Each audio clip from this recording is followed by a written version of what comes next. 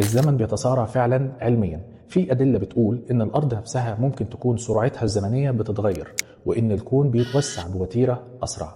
دينيا الأحاديث النبوية بتأكد إن الزمن في آخر الزمان هيكون سريع جدا، ونفسيا عقولنا متعودة على السرعة، فإحساسنا بالوقت بقى مختلف تماما عن اللي كان عليه أجدادنا. يا ترى حاسس إن الأيام بقت بتعدي في لمح البصر؟ امبارح كان العيد وفجأة لقينا نفسنا في رمضان، وقبل ما نستوعب سرعة الأيام لقينا السنة خلصت. هل ده مجرد إحساس ولا فعلا الزمن بيتسارع؟ الحقيقة مرعبة أكتر مما تتخيل، واللي هنقوله النهاردة ممكن يغير نظرتك للحياة كلها. هل فعلا الزمن بقى أسرع؟ الحقيقة إن الزمن نفسه ثابت، الدقيقة هي الدقيقة والساعة هي الساعة، لكن إحساسنا بيه هو اللي اتغير. العلماء بيسموا الظاهرة دي بالإدراك الذاتي للوقت، وده معناه إن عقلك بيستقبل الوقت بطريقة مختلفة حسب سنك، أسلوب حياتك، والتكنولوجيا اللي بتستخدمها. طيب إيه هو التفسير العلمي؟ هل الزمن فعلا بيتسارع؟ بشكل نظري الفيزياء بتقول إن الزمن ثابت، لكن في بعض الظواهر العلمية اللي ممكن تخلينا نحس إن الوقت بقى أسرع. أولا، تسارع الزمن مرتبط بتغير الترددات الكهرومغناطيسية للأرض. ريزونانس شومان، كوكب الأرض عنده نبض طبيعي بيقاس بالترددات الكهرومغناطيسية، وهو حوالي 7.83 هرتز. لكن في العقود الأخيرة في علماء قالوا إنه بدأ يتغير ويوصل ل 12 إلى 13 هرتز، وده معناه إن إيقاع الأرض بيتغير، وده ممكن يكون بيأثر على إحساس البشر بالوقت. فلو ده صحيح هيبقى فعلا إحساسنا بتسارع الزمن مش مجرد شعور، لكنه ظاهرة كونية حقيقية مرتبطة بتغيرات كوكب الأرض نفسه.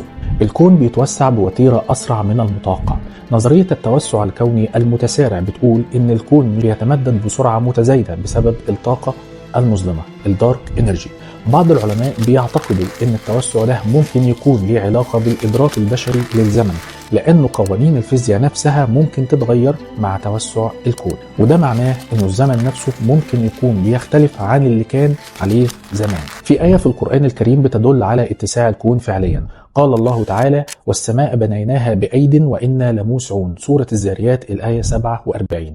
الآية دي بتدل على إن الله يوسع السماء باستمرار، ودي إشارة مذهلة تتوافق مع الاكتشافات العلمية الحديثة التي تثبت أن الكون في حالة تمدد دائم. العلماء في علم الفلك أكدوا أن الكون بيتمدد منذ نشأته، وهو ما أشار إليه القرآن منذ أكثر من 1400 سنة.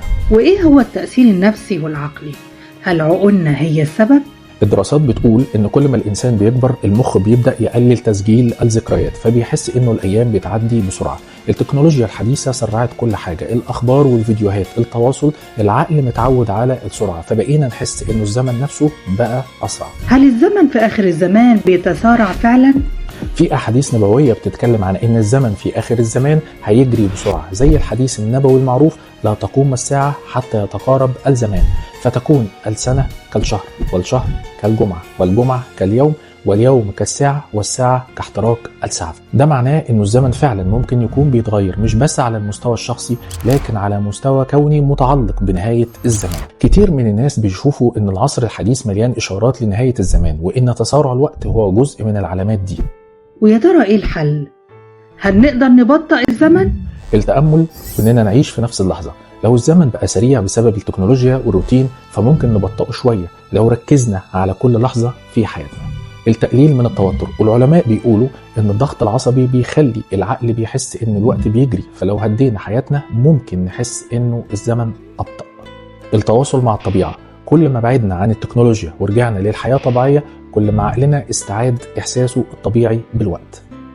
الخلاصة: الزمن بيتسارع فعلا علميا. في أدلة بتقول إن الأرض نفسها ممكن تكون سرعتها الزمنية بتتغير، وإن الكون بيتوسع بوتيرة أسرع.